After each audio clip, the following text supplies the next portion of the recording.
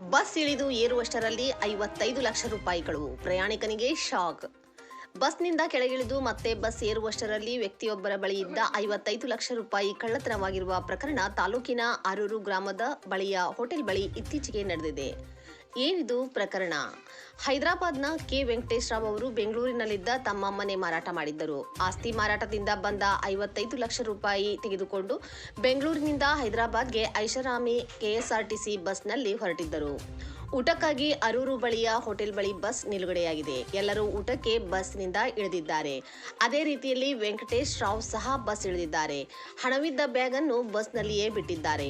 ಬೆಲೆ ಬಾಳುವ ವಸ್ತುಗಳನ್ನು ತೆಗೆದುಕೊಂಡು ಊಟ ತಿಂಡಿಗೆ ಹೋಗಿ ಎಂದು ಬಸ್ ಸಿಬ್ಬಂದಿ ತಿಳಿಸಿದ್ದಾರೆ. ಹೀಗಿದ್ದರೂ ಅವರು ಹಣವಿದ್ದ ಬ್ಯಾಗ್ ಅನ್ನು ಬಸ್ನಲ್ಲಿಯೇ ಬಿಟ್ಟು ಕೆಳಗೆ ಇಳಿದಿದ್ದಾರೆ. ಬಸ್ನಲ್ಲಿದ್ದ ಕೆಲ ಪ್ರಯಾಣಿಕರನ್ನು ವಿಚಾರಿಸಿದಾಗ ಟಾಟಾ ಇಂಡಿಕಾ ಕಾರಿನಲ್ಲಿ ಬಂದ ವ್ಯಕ್ತಿಯೊಬ್ಬ ಬ್ಯಾಗ್ ತೆಗೆದುಕೊಂಡು ಹೋಗಿರುವುದಾಗಿ ಮಾಹಿತಿ ನೀಡಿದ್ದಾರೆ. ಕಾರಿನಲ್ಲಿ ಬಂದ ವ್ಯಕ್ತಿ ನಕಲಿ ನಂಬರ್ ಪ್ಲೇಟ್ ಬಳಸಿರುವುದು ಪೊಲೀಸರ ತನಿಖೆಯಿಂದ ಗೊತ್ತಾಗಿದೆ.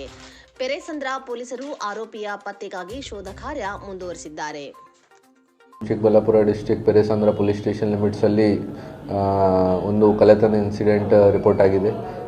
ಬೇಸಿಕಲಿ ವಿಕ್ಟಿಮ್ದು ಇನ್ಫಾರ್ಮೇಷನ್ ಪ್ರಕಾರ ಅವರು ಯಾವುದು ಲ್ಯಾಂಡ್ ಡೀಲಿಂಗ್ ಮಾಡೋಕ್ಕೆ ಹೈದರಾಬಾದಿಂದ ಬೆಂಗಳೂರಿಗೆ ಬಂದಿದ್ದಾರೆ. ಬೆಂಗಳೂರಲ್ಲಿ cash 55 lakhs rupees cash receive ಮಾಡಿ ಮೆಜೆಸ್ಟಿಕಲ್ಲಿ ಒಂದು ಅಂಬಾರಿ KSRTC ಅಂಬಾರಿ ಬಸ್ಸಲ್ಲಿ ಟಿಕೆಟ್ ತಗೊಂಡು ಕೂತಿದ್ದಾರೆ. ಆಮೇಲೆ ಬಸ್ಸಲ್ಲಿಂದ ಅರೌಂಡ್ 8:30 ಬಿಟ್ಟಿದ್ದಾರೆ ಬೆಂಗಳೂರಿಂದ. ಈ ನಮ್ಮಲ್ಲಿ ಒಂದು ಪೆರೇಸಂದ್ರ ಹತ್ತಿರ ಒಂದು ಸಾಯಿ ಡೆಲಿಕಸಿ ಹೋಟೆಲ್ ಇದೆ, ಅಲ್ಲಿ ಸ್ಟಾಪ್ ಆಗಿದೆ ಬಸ್.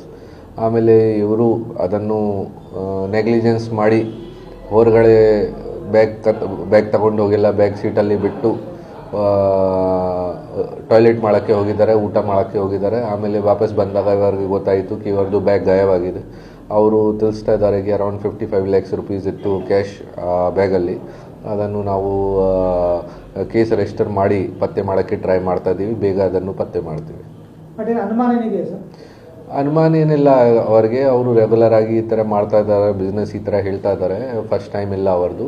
ಬಟ್ ಯಾರ್ಯಾರ ಜೊತೆ ಏನೇನು ಡೀಲಿಂಗ್ ಆಗಿದೆ ಮತ್ತು ಯಾರ್ಯಾರು ಹಿಂದೆ ಮುಂದೆ ಬಂದಿದ್ದಾರೆ ಅದು ಎಲ್ಲ ನಾವು ಚೆಕ್ ಮಾಡ್ತಾ ಇದ್ದೀವಿ.